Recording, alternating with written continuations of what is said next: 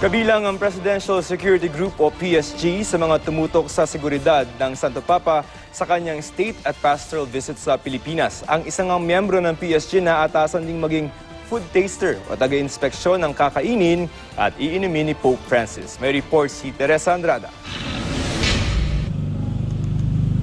Isa sa mga napiling close in detail ni Pope Francis si Senior Police Officer 3 Jaime Castro na miyembro ng police contingent ng Presidential Security Group.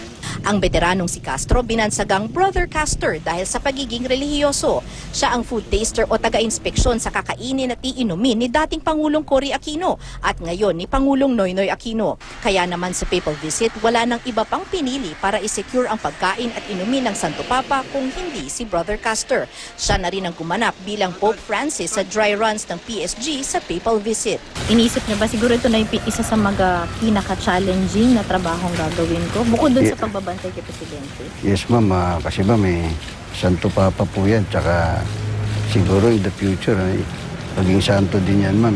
Dahil siya ang personal na nangasiwa sa inumin pati paglalagyan, na itago niya ang mga ginamit na baso ni Pope Francis. Eksklusibo niya itong ipinakita sa amin.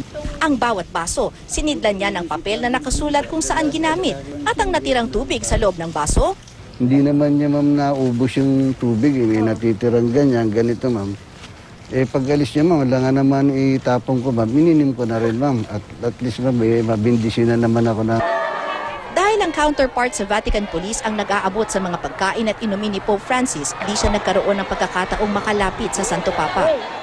Pero kahapon sa Villamor Air Base nangyari ang di niya inaasahan. Pagpasok kasi sa holding room, personal siyang ipinakilala ni Pangulong Aquino kay Pope Francis. Sabi ma'am ni, ako nag-act as Pope nung bago siya dumating. Tapos ako ang food taster na naka-assign sa kanya. Iba ma'am yung pakiramdam ma'am, para ma'am yun nga katulad na sabi ko ma'am, para ma'am nasa iyo yung Holy Spirit ma'am.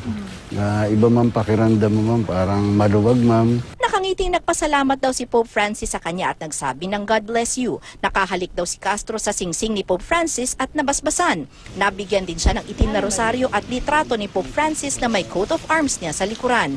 Ang suot niyang pantalon, maging ang itim na coat ng basbasan siya ni Pope Francis kahapon, hindi na raw niya lalabhan dahil nahawakan na ito ng Santo Papa. It will give me another confidence ma'am, kasi ma'am parang may divine guidance na lahat ng galaw mo ma'am.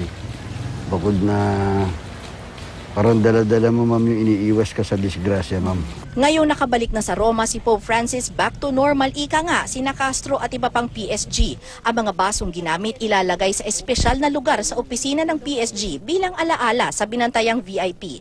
Pero higit raw sa mga material na souvenirs, ang karangalan na bantayan ang Santo Papa na napamahal sa sambayan ng Pilipino ang kanyang babaunin sa isip at puso habang buhay.